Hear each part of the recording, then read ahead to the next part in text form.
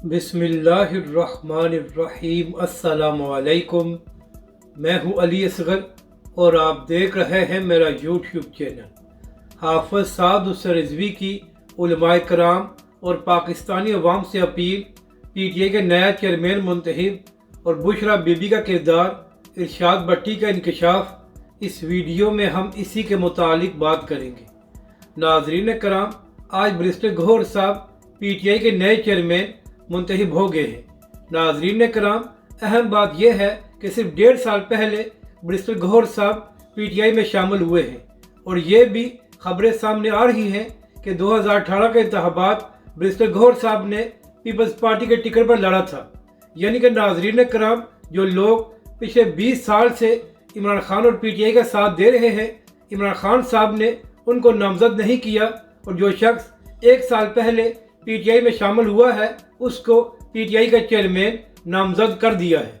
तो इसी हवाले से कल इरशाद भट्टी साहब ने रिपोर्ट कार्ड में बात करते हुए कहा कि ज़राए से यह खबर सामने आई है कि बुशरा बीबी ने इमरान खान साहब को 3 नाम बताए थे कि इनमें से किसी को भी PTI का चेयरमैन नामजद कर दे। तो इसके बाद उन तीनों नामों में से इमरान खान साहब ने बैरिस्टर गौहर को नामजद किया है। यानी कि नाज़रीन कराम, हमेशा की तरह इमरान खान साहब ने नजरियाती लोगों पर उस शख्स को फोकियत दी है जो 1 साल पहले PTI में शामिल हुआ है।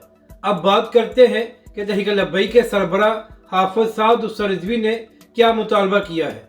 तो नाज़रीन कराम, हमास और इसराइल के दरमियान आर्जी जंगबंदी ख़त्म हो गई है और पिछले 36 घंटों में इसराइल ने 200 बार हमला किया है। तो इसी हवाले से तहरीक लब्बैक के सरबराह हाफ़िज़ साद हुसैन रिज़वी ने खिताब करते हुए उलमाए कराम और मशाइख से अपील की है कि आप अपने चाहने वालों से कहें कि वो मुकम्मल तौर पर इसराइली मसनूआत का बाइकाट करें।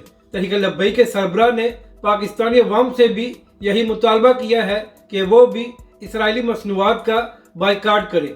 नाज़रीन कराम, तहरीक लब्बैक के सरबराह हाफ़िज़ साद हुसैन रिज़वी ने अपने बयान में कहा है कि हमें कम अज़ कम वो काम तो करना चाहिए जो हमारे बस में है और पूरी पाकिस्तानी कौम को इसराइली मसनूआत का बाइकाट करके फ़लस्तीन के साथ इज़हार यकजहती करना चाहिए। यानी कि नाज़रीन कराम, हमेशा की तरह जब दीगर सियासतदान इंतखाबात की तैयारी कर रहे हैं तो उस वक्त भी तहरीक लब्बैक के सरबराह हाफ़िज़ साद हुसैन रिज़वी फ़लस्तीन और फ़लस्तीनी अवाम की बात कर रहे हैं। तो पाकिस्तानी अवाम को इस पर अमल करके इसराइली मसनूआत का बाइकाट करना चाहिए।